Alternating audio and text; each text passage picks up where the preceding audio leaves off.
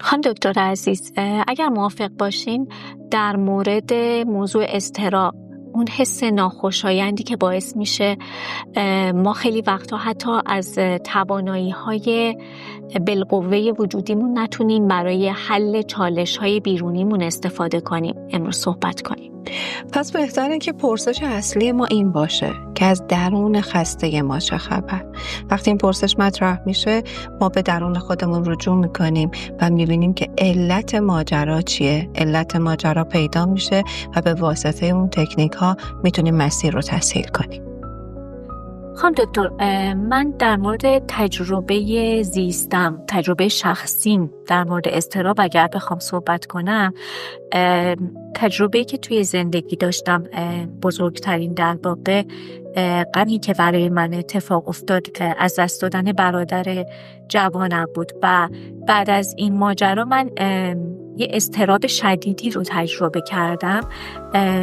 در واقع این اضطراب ریشه در حس ترسم از رخدادی بودش که میترسیدم که در واقع مشابه اون تجربه برای سایر نزدیکانم، عزیزانم، پدر و مادرم اتفاق بیفته و بنابراین به دنبال این بودم که بدونم چطور میتونم این اضطراب رو کنترل کنم و در واقع باهاش مقابله بکنم. برای همین سعی کردم، حالا تحقیقی که کردم، یک تکنیکی رو در واقع آموختم که بهش میگن تکنیک به بند کشیدن افکار و احساسات. کیفیاتی که توی زندگی وجود داره، اینا در واقع تا زمانی که این کیفیات به سطح نیامدن و فرم و شکل نگرفتن، خب یه موضوع انتزاعی هست. برای اینکه بتونیم با این کیفیات مقابله کنیم و مواجهه داشته باشیم، بهترین کار اینه که این کیفیات به شکل فرم و یا شکل مادی در بیان. میخواستم نظر شما رو هم در این مورد بدونم.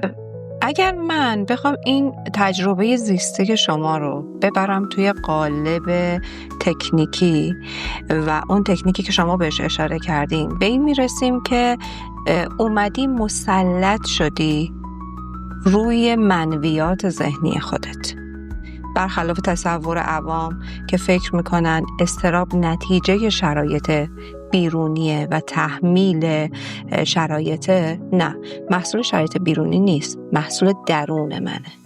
زمانی که من خسته، من تنها، من مضطرب و هر صفتی که تو فکر کنی تو این زندگی به خودم میگیرم رو میام جستجو میکنم، به این میرسم که اگر موضوعی در حوزه این چنینی ها برای من پیش میاد و در نتیجه من رو دچار اضطراب میکنه، برای اینه که من توانایی دیدن، شنیدن درست نیازهای درونی و درک احساسات خودم نیستم. یعنی من بلد نیستم با خودم گفتگو کنم. مطمئنا زمانی که یک تکنیکی رو به کار گرفتی برای اینکه این وضعیت سخت رو در خودت کنترل کنی، در کنار این تکنیک اول ماجرا به خودت وقوع پیدا کردی، به خودت رسیدی، دقیقا. خودت رو جویا شدی و من فکر میکنم که این جویا شدن درون من به من کمک میکنه که بیام من بالغم رو بیارم وسط و تو خودت با خودت این کار رو انجام بدی. درسته؟ دقیقاً. اولین قدم برای در واقع مقابله با این موضوع اول پذیرش اون هست، این که بپذیرم یک همچین چالشی در من وجود داره و مهمترین چیز اون در واقع اصطلاح خودآگاهی که انقدر پررنگ مطرح میشه توی در واقع کنترل عواطف و احساسات و حالتهای درونی. خودآگاهی چیه مگه جز این هستش که ما مشاهده کنیم درونمون داره چه اتفاقی میفته، چه چیزی در جریانه. مشاهده کردن بی‌قضاوت افکار و احساسات اولین و مهمترین قدم هست برای کنترل کردن این عواطف. یه سوالم بپرسیم از خودمون، چرا مضطربیم؟ چرا اضطراب داریم؟ چرا استرس داریم؟ چرا نروسیم؟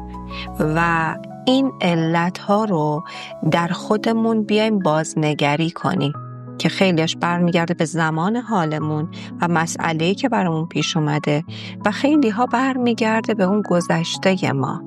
یعنی اضطراب‌های شدید نتیجه اتفاق لحظه‌ای نیست.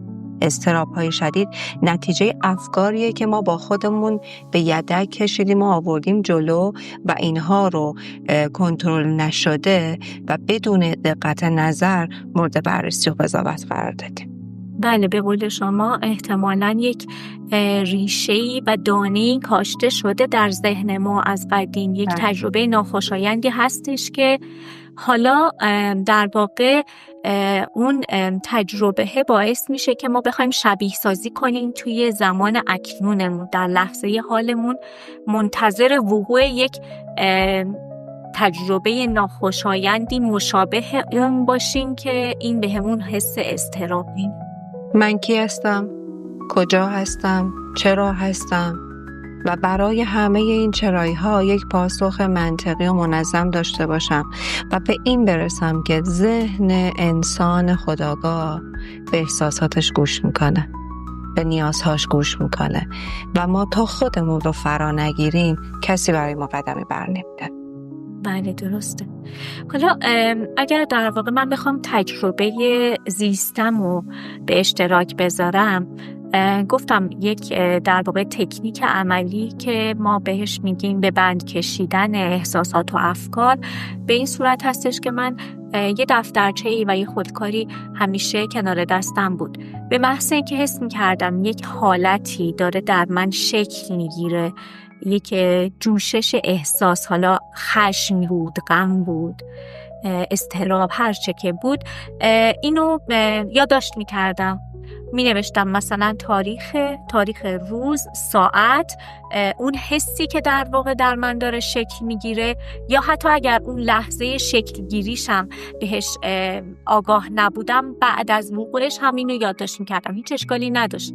در هر صورت این یه تمرینه و بعد یه عددی از 1 تا 10 برای شدتش بهش میدادم و بعد این یادداشت کردن این حس ها و حالت های درونی 2 تا کار کرد برای من داشت. یکی این که لحظه‌ای که اون حس داشت شکل می گرفت آگاه بشم به اون حس، و دومی که بتونم کم کم اون رو در واقع کنترلش بکنم.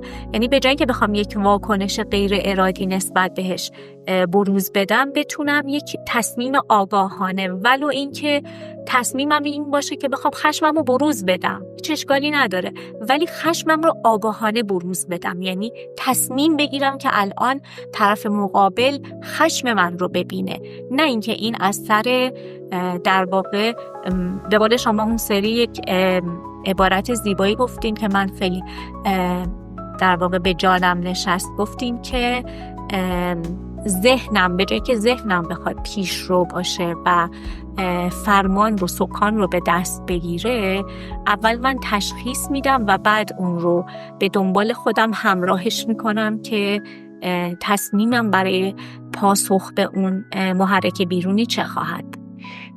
من فرمان به مغزم بدم. فرمان به مغزم. مغز کاری که انجام میده حفظ بقاست. من باید مدیریتش کنم و این تکنیکی که به کار بردی خیلی عالیه، اما من در لحظه های آنی اضطراب چه کنم؟ زمانی که یک اتفاق غیر منتظره برای من رخ میده، من چطور کنترل اضطراب داشته باشم؟